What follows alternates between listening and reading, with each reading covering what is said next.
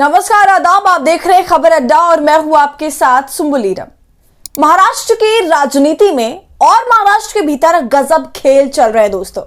और अब एक संकेत ऐसा निकलकर सामने आ रहा है जो ये बता रहा है कि अब देश में ईवीएम के खिलाफ और महाराष्ट्र के चुनावी नतीजों के खिलाफ अब प्रदर्शन होने वाला है, जिसे लेकर अब खुले तौर पर सियासी संग्राम शुरू हो चुका है। और दोस्तों, इसी कड़ी में महाविकास आघाड़ी के सभी नेताओं ने कुछ ऐसा कर दिया है जिसकी कल्पना 2024 के लोकसभा चुनाव से पहले किसी ने नहीं की थी। और इससे अब सवाल ये खड़े हो रहे हैं कि क्या देश में एक अलग तरह का जन आंदोलन शुरू करने की जो विपक्ष की तैयारी है वो रंग लाएगी, और अगर लाती है तो जनता का कितना समर्थन विपक्ष को मिलता है।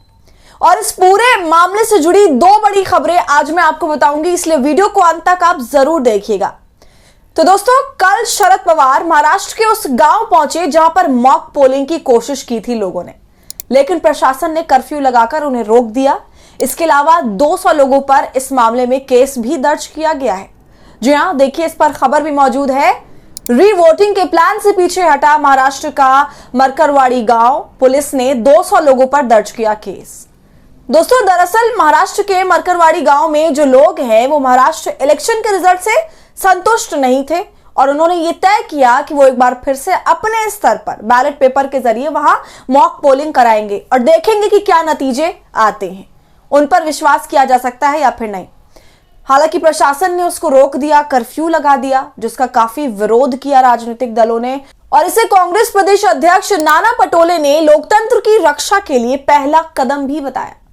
तो वहीं उद्धव ठाकरे की शिवसेना, शरद पवार, इसके अलावा महाराष्ट्र के इंडिया गठबंधन के अलग अलग राजनीतिक दलों ने इसी गांव में एकजुट होकर इसका विरोध किया। देखिए, अमर उजाला की यह खबर।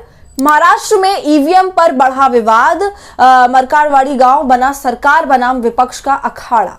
आगे लिखा है, महाराष्ट्र में ईवीएम का विरोध बढ़ता ही जा रहा है और अब इस विरोध का प्रतीक मरकरवाड़ी गांव बन गया है।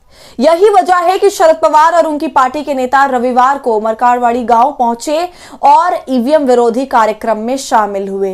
इस दौरान शरद पवार ने ईवीएम की विश्वसनीयता पर सवाल उठाते हुए मांग की कि पश्चिमी देशों में भी बैलेट पेपर से चुनाव हो रहे हैं तो भारत में भी बैलेट पेपर से चुनाव कराए जाने चाहिए।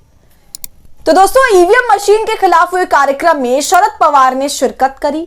साथ ही इंडिया गठबंधन महाराष्ट्र के लगभग सभी दलों ने एक और कदम भी उठाया है। इसी मॉक पोलिंग को रोकने के लिए अपना विरोध जाहिर करते हुए 3 दिन के लिए इंडिया गठबंधन के विधायकों ने शपथ लेने से इनकार कर दिया। जी हां दोस्तों, और ये एक ऐतिहासिक कदम है। उद्धव ठाकरे की पार्टी, कांग्रेस पार्टी और शरद पवार की पार्टी के 46 विधायकों ने साफ तौर पर कहा कि वो शपथ नहीं लेंगे।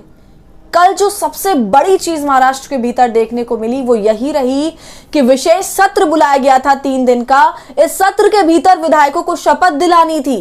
इस शपथ में शिंदे ने शपथ ली, अजित पवार ने शपथ ली, फडणवीस ने भी शपथ ली और इनके विधायकों ने भी शपथ ली। लेकिन जब नंबर शिवसेना का आया, यानी उद्धव ठाकरे वाली शिवसेना, तो उन्होंने शपथ लेने से ही इनकार कर दिया। और महाराष्ट्र के इतिहास में यह पहली बार हुआ है दोस्तों कि किसी दल ने शपथ लेने से इनकार कर दिया हो और उसका एकजुट होकर बहिष्कार करा हो। और यह हुआ क्यों? सिर्फ और सिर्फ ईवीएम की वजह से। उद्धव ठाकरे की पार्टी ने खुलकर ईवीएम का विरोध करना शुरू कर दिया है और यह भारत देश में पहली बार है कि कोई दल ईवीएम का खुलकर इतना कड़ा विरोध कर रहा है कि अपने विधायकों को ही शपथ नहीं दिलाई। उद्धव ठाकरे के विधायक ईवीएम चोरी से भारतीय जनता पार्टी पर जीत का आरोप लगा रहे हैं। उद्धव ठाकरे की पार्टी का कहना है कि भारतीय जनता पार्टी, अजित पवार की पार्टी या पूरी महायुति ईवीएम में धांधली करके चुनाव जीती है। महाराष्ट्र की जनता कभी भी महायुति की सरकार नहीं बनाना चाहती थी। तो दोस्तों, इतना बड़ा कदम उद्धव ठाकरे की पार्टी ने उठाया और इस कदम पर तो अब चुनाव आयोग को गंभीरता से संज्ञान लेना चाहिए।